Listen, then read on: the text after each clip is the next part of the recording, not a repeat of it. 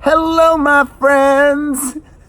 Did anybody forget we're in 2019? I was doing this podcast as a guest earlier today, and I just had a brain fart, which means I needed caffeine before I got on there, and I didn't have any.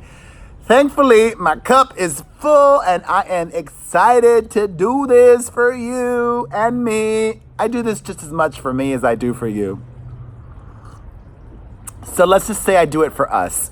I want to start off today by talking about Jake Paul, whom, to his credit, quite successfully transcended the genre of influencer or YouTube last year and became a mainstream star.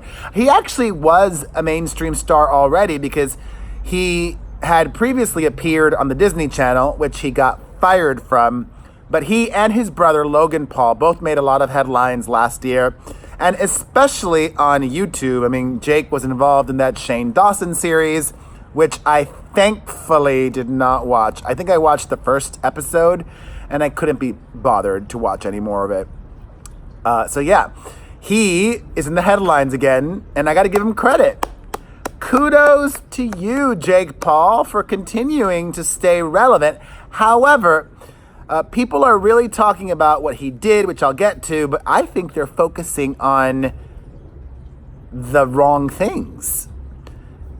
They're focusing on how awful what he did was, but that's, a given for me. I just assume he's going to do awful things. New year, same crap. But there was something else that I found very interesting. So if you haven't heard, Jake Paul posted a Bird Box challenge video, which Netflix has told everybody not to do. I haven't seen the movie yet, but I really want to. But it's known now that it's got something to do with Sandra Bullock wearing, not seeing things. And Jake wore a blindfold to do all sorts of stunts or things, like driving a car with a blindfold on. So YouTube removed his video very quickly because, according to YouTube, it goes against their policy, which is a policy of they remove videos that, quote, encourage dangerous or illegal activities that have an inherent risk of serious physical harm or death. There's a very interesting thing, though. I did not see the video because YouTube pulled it, but I read that there was a disclaimer that appeared on the video. Let me read you this. You guys need to read this with me. Hear it carefully. I need another sip of coffee. The disclaimer read, quote, "Please be warned, parentheses, and we cannot stress this enough. Under no circumstances should any challenges, stunts, or pranks be attempted by any of our viewers. All challenges, stunts, and pranks are performed by trained professionals in a controlled environment with proper safety measures taken and are for entertainment purposes only. Again, do not try this at home." Translation: Jake Paul faked it. There was something not real about him driving a car with a blindfold on. And to me, that's news. Maybe the people that follow Jake Paul know that he fakes a lot of his stuff, but I didn't. Or maybe this is the first time that he's faked anything, but that terminology. All challenges, stunts, and pranks are performed by trained professionals in a controlled environment with proper safety measures taken. I mean, if you're driving a car in the street, that's not a controlled environment. It's fake. And I would think being outed as some fake prankster would make his pranks or what he does less appealing to people. Or is that just me? Am I wrong there? Anyways, I don't really care about Jake Paul. I was just using him in the headline to get more views for this video. On to things I care about more. Kevin Hart was on Good Morning America today. Unfortunately for him, and fortunately for him, he's got a new movie coming out, which means he needs to promote the new movie. unfortunately for him, people want to ask him about the Oscars controversy and his old jokes and tweets. Well, on Good Morning America today, he was interviewed by Michael Strahan, and Kevin Hart shocked me. Kevin Hart is a comedian, a professional entertainer, an actor. I would think that he would be able to communicate better. If you don't want to talk about something, you can do it in a smarter way. Instead, he got super aggressive, combative with Michael Strahan, saying, I'm over it. There's no more conversation about it. I'm over that. I'm over the moment. I'm not giving no more explanation of who I am. I'm just done. And the whole interview was so contentious. I think, what did I eat? What is that? Can you see that? That's like a big piece of something. What did I eat? Oh, I know. That was like this is so random. I had pineapple wrapped in turkey bacon, but the turkey bacon was on top of a bed of lettuce. So that was like some lettuce that must have wilted. Anyways, I think that all of this, not even just Kevin Hart's past statements, but his handling of it may affect his career. I don't know if it will, but it may. I didn't think it would, other than not hosting the Oscars, but he seems to be continually putting his foot in his mouth. But then again, I used to put my foot in my mouth all the time, and it worked for me. Maybe Kevin Hart is just doing a rebrand. All right. Kim Kardashian gifted all of her nieces Louis Vuitton purses, which she probably got for free and didn't even pay for. Do I see anything wrong with that? Do you see something wrong with that? Well, a lot of people do from the comments I saw, and I disagree with people. I don't think there's anything wrong with Kim giving those gifts to her young nieces and her daughters as well. And here is why. Like I said, they probably got it for free and they can afford it. That almost makes more sense to me. I mean, I wouldn't, because I'm not going to, unless I got it for free. If I got it for free, I would give it to them, but I'm not going to buy it. That makes more sense to me than buying each kid brand new clothes. I mean, they can afford it, so whatever. I don't see anything wrong with it.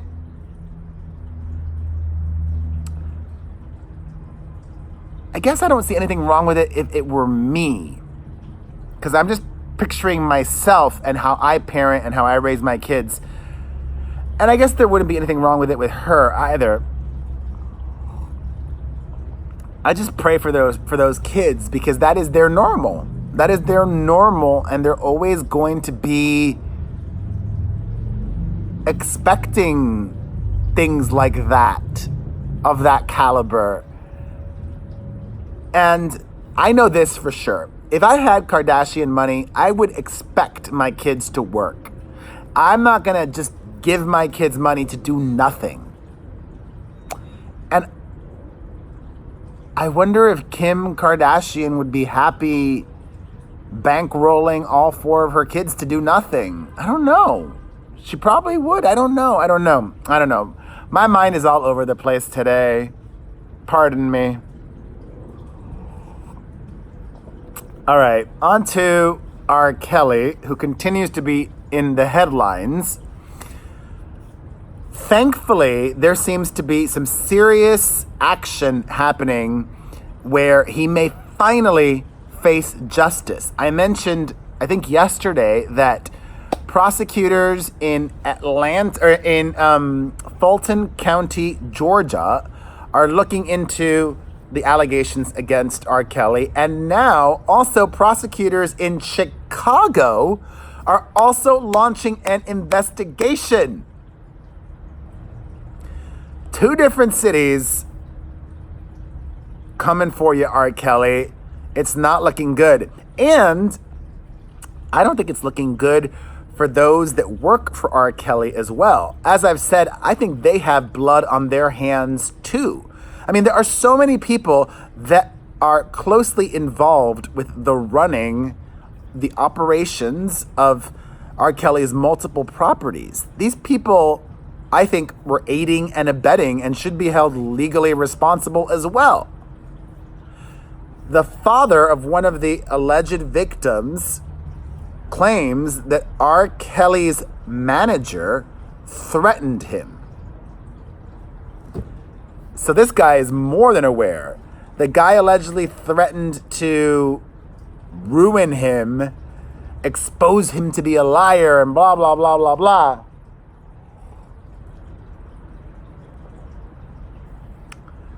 It's sad. These poor girls, especially this father's daughter, who is still with R. Kelly.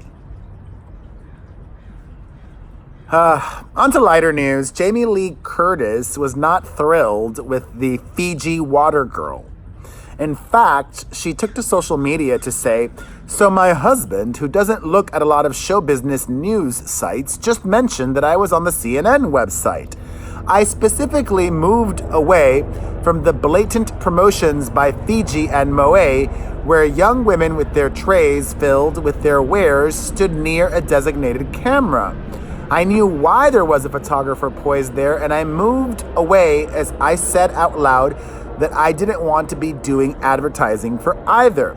Clearly, this angle shows that I moved from her being behind me, and yet from the side, it still happens. The sponsors of events need to get permission from people when they get them to take their pictures next to products." What she's missing is the fact that, like she said, the photo was not taken by their official photographer.